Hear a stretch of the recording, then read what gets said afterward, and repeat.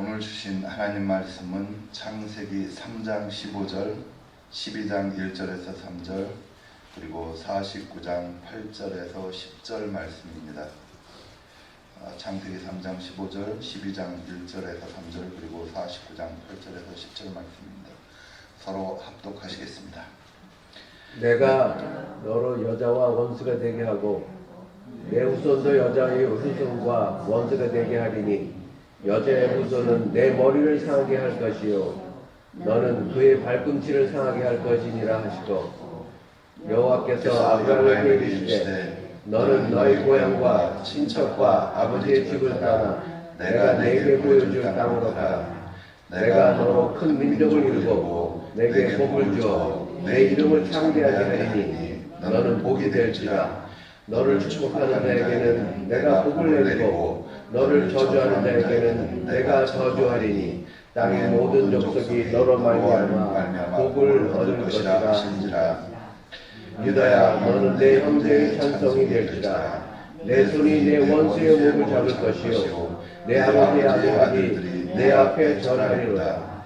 유다는 사자새끼로다. 내 아들아, 너는 긴 것을 찢고 올라갔도다. 그가 그리고 우프림이 수사자 같고 암사자 같으니 누가 그를 범할 수 있으랴. 뷰가 유다를 떠나지 아니하며 통치자의 지팡이가 그 발 사이에서 떠나지 아니하기를 실로가 오시기까지 이르리니 그에게 모든 백성이 복종하리로다. 아멘. 이 찬양 전도사님 나오셔서 왜 예수인가, 하나님의 약속 성취 예수 그리스도라는 제목으로 말씀 주실 때 큰 은혜의 시간 되시기 바랍니다.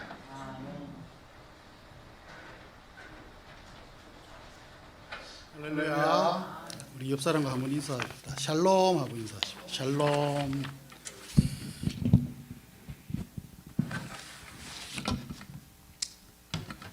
샬롬이 가장 큰 은혜인 것 같습니다. 할렐루야. 여러분, 우리는 사순절을 지금 지나고 있습니다. 사순절 때 여러분 어떻게 지내고 계십니까? 한 가지 조금 높아심이 있어서 오늘 말씀을 준비했는데요. 우리가 사순절 이러면 이런 것 같습니다. 예수님 못 박히셔가지고 얼마나 아프실까? 나도 그 고난에 동참해야 되는데 어쩌지? 근데 우리가 아시겠지만 다른 사람 아픔 잘 못 느껴요. 뭐 그런 것도 있지만 그래도 그 마음은 가상하지 않습니까?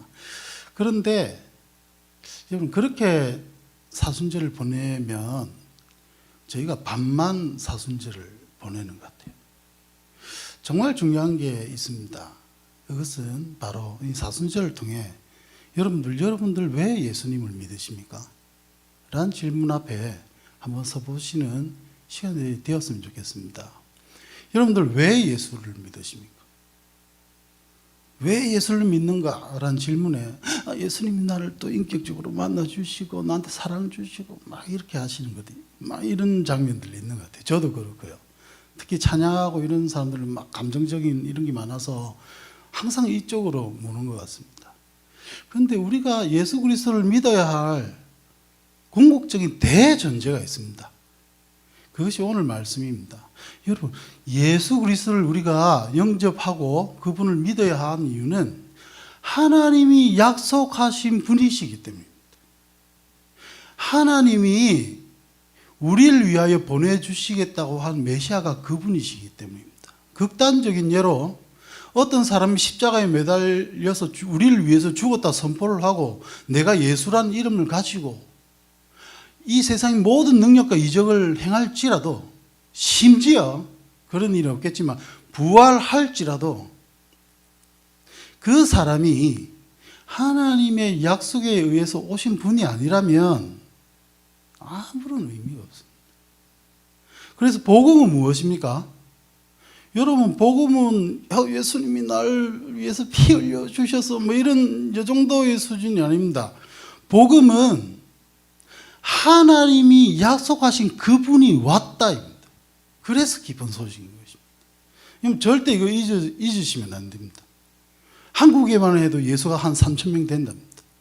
근데 그 모든 사람은 뭐 개인적 주장을 다 좀 내려놓더라도 그 사람들은 하나님이 보내주시겠다 약속하신 분이 아닙니다. 그렇다면 우리가 사순절에 한 번 더 확인해야 될 것은 여러분 그리고 저의 신앙의 근간인 하나님의 약속입니다. 여러분 우리는 하나님의 약속이 중요합니다. 그래서 저는 오늘 말씀 이 세 가지 나오는데요. 여러분 여기 성경책 동그라미 쳐놓으시기 바랍니다. 왜냐하면 하나님의 약속이자 여러분 성경의 키이기 때문입니다. 오늘 이 말씀을 모르면 여러분 성경 100번 읽어도 반만 읽습니다. 그냥 자기 개발서처럼 읽을 수도 있어요. 정말 중요한 내용입니다. 이제 온 평생을 다해서 주장해야 될 내용이 이 내용이기도 합니다. 설교자로서 저는 오늘 정말 중요합니다. 한 구절씩 볼까요? 맨 처음에 창세기 3장 15절입니다. 창세기 3장 15절 한 번만 띄워주십시오. 우리 다 같이 빠른 속도로 읽읍시다.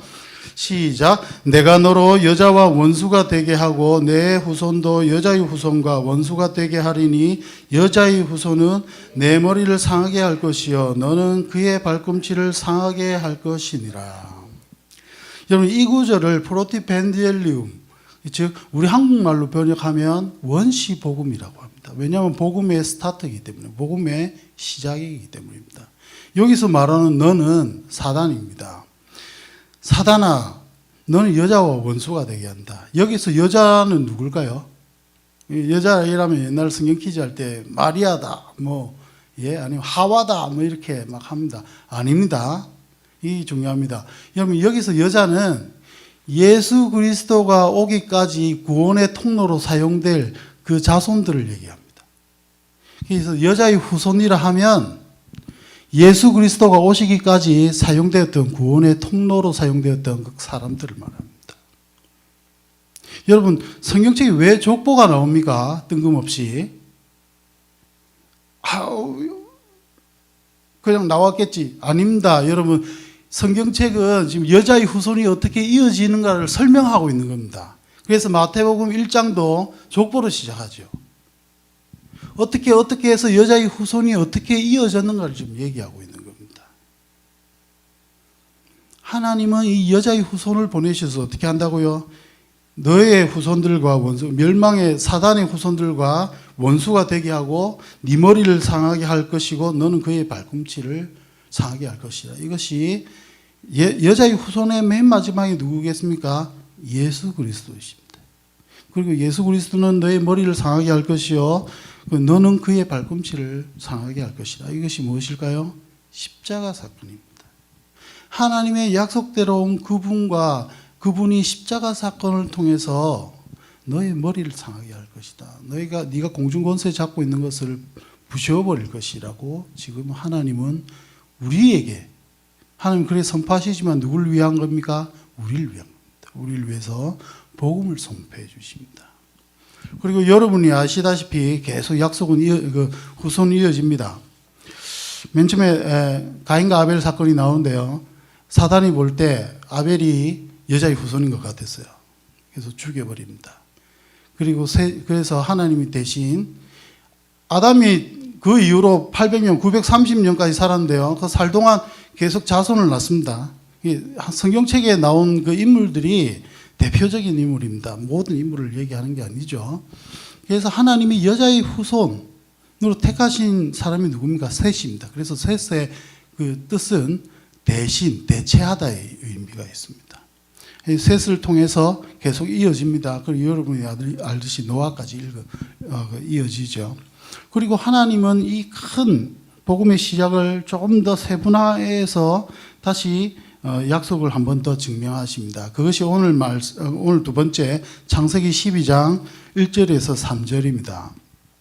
제가 3절만 읽어보겠습니다. 너를 축복하는 자에게는 내가 복을 내리고 너를 저주하는 자에게는 내가 저주하리니 땅의 모든 족속이 너로 말미암아 복을 얻을 것이라 하신지라. 아브라함에게 7가지의 약속을 하는데요. 한 4가지는 개인적인 약속입니다. 3가지의 중요한 약속을 하십니다. 맨 처음에 너는 큰 민족을 이룰 것이다. 그 다음에 가나안 땅을 너에게 줄 것이다. 그리고 세 번째, 너로 말미암아 모든 족속이 복을 얻을 것이다.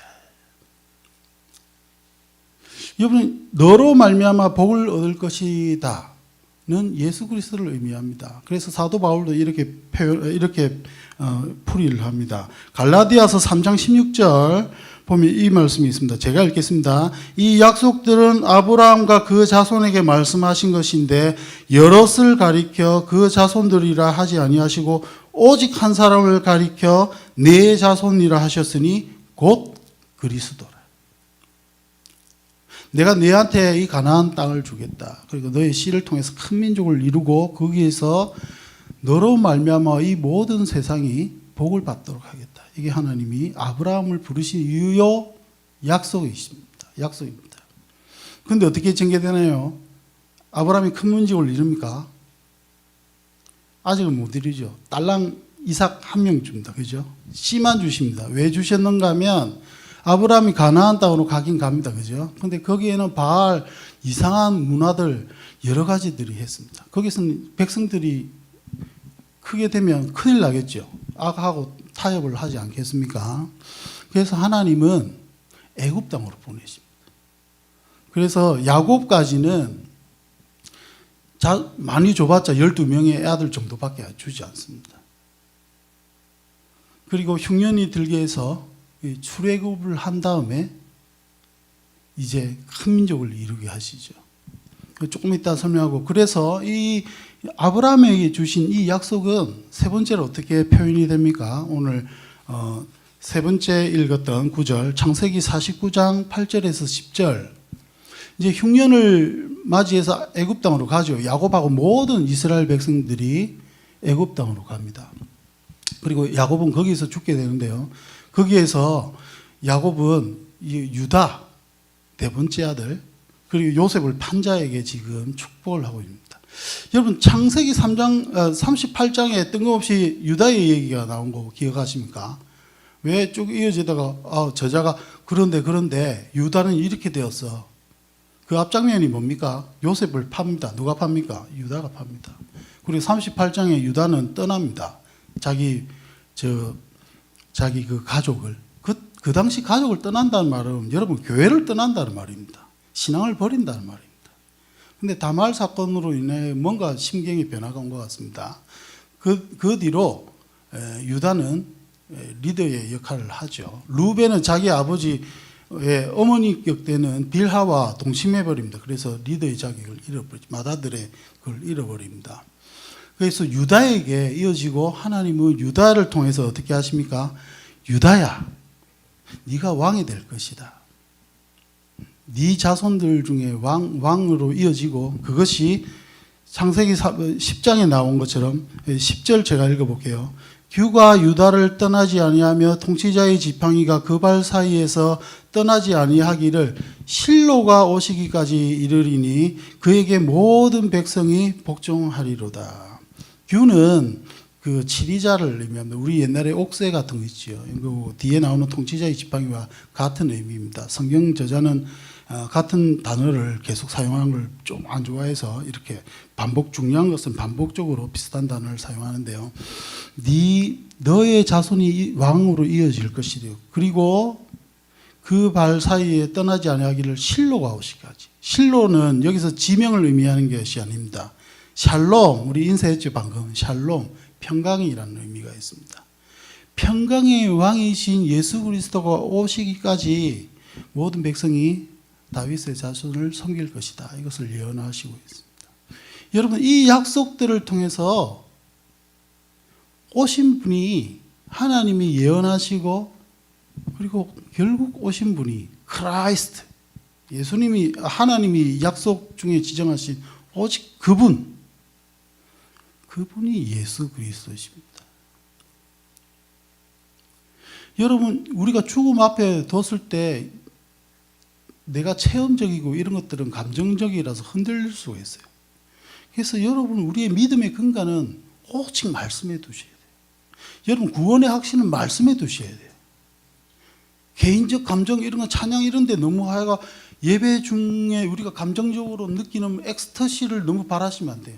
말씀으로 예배하고 이 진리 앞에서 우리가 영과 진리로 예배한다는 말은 예수 그리스도가 진리이신데 이 예수 그리스도가 바로 우리를 사용해서 우리를 위하여 하나님이 약속의 성취로 보내신 분이 그리스도이신 것입니다. 여러분 그것을 마음속에 꼭 새기시고 이것을 우리가 전해야 됩니다. 그래야 우리가 복음을 진정으로 전하는 겁니다. 내 삶이 잘 풀리더라 뭐 이런 것들은 여러분 양념은 될 수 있겠지만 진리가 돼요. 오직 예수 그리스도를 우리가 왜 믿어야 하는가? 하나님의 약속의 성취이기 됩니다. 여러분 우리가 이 점에서 세 가지를 볼 수 있어요. 정말 중요합니다.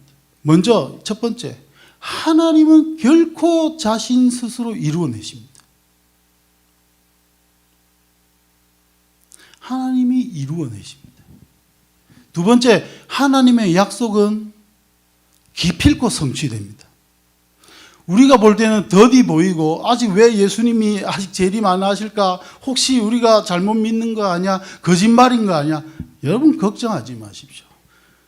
끝끝내 우리를 구원하시기 위해서 예수 그리스도를 이 땅에 보내신 그분은 반드시 예수 그리스도를 다시 이 땅에 보내십니다. 아멘? 여러분 그걸 믿으셔야 됩니다. 그거 안 믿으면 여러분 예배 약해지고 기도 약해지고 말씀 약해지고 대충 살고 싶고 축구 보고 싶고 막 그렇습니다. 여러분 예배 안 하고 하나님 말씀 앞에 확신 앞에 안 서 보십시오. 당장 살아있는 것 같이 사는 것이 아닙니다. 점점 서서히 죽어나갈 것입니다. 여러분 하나님의 은혜가 있어서 여러분을 지켜내시기 바랍니다. 지켜주실 줄 확신합니다. 그 하나님을 우리가 예배하십시다. 마지막으로 여러분 이 모든 약속은 누구를 향합니까? 하나님의 자존심을 향합니까? 하나님이 지금 내 잘났다고 지금 이렇게 하십니까? 아닙니다. 하나님의 이 놀라운 약속은 바로 여러분 한 분, 저를 향한 약속입니다. 너를 내가 기필코 구원해내겠다. 다른 거 없습니다. 저는 그래서 사순절뿐만 아니라 영원히 불러도 이 찬양은 질리지 않는 것 같습니다. 나 같은 죄인 살리시 주 은혜에 놀라워. 여러분 우리 사순절날 이 찬양으로 설교를 마무리하고 싶습니다. 여러분 하나님의 약속의 성취인 그리스도를 생각하며 그 약속이 나를 향하고 있다는 거 생각하시면서 우리 이 찬양 속에 모든 것을 넣어서 우리 찬양하십시다.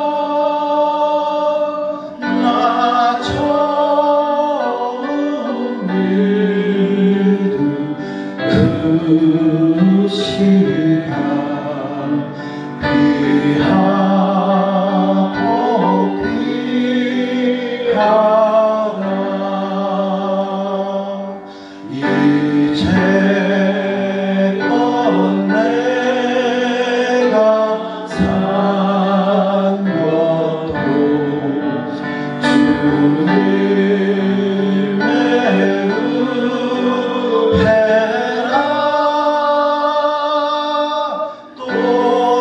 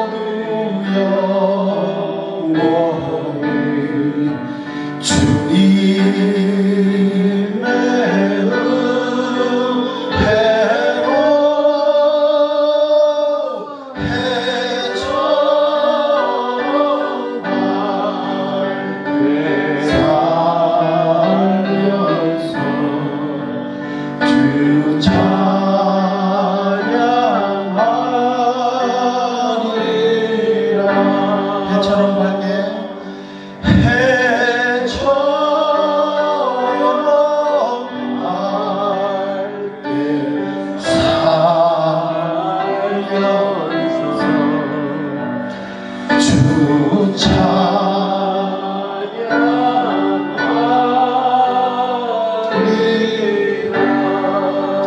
사랑이 많으신 하나님, 우리를 위하여 하나님께서 친히 약속하시고 확증하시고 기필코 성취하셔서 우리를 구원하신 우리 하나님의 그 위대하심을 이 시간 찬양합니다. 하나님이 열심으로 앞으로도 인도하여 주시고 끝내 구원을 이루실 하나님이심을 기대합니다. 약속의 성취이신 예수 그리스도의 이름으로 우리가 하나님 앞에 예배하며 기도하며 말씀으로 하나님 너무너무 행복한 삶을 살게 하여 주신 은혜 감사하며 그 은혜를 누리는 참빛장로교회 모든 성도들 되게 하여 주시옵소서. 하나님 사랑합니다.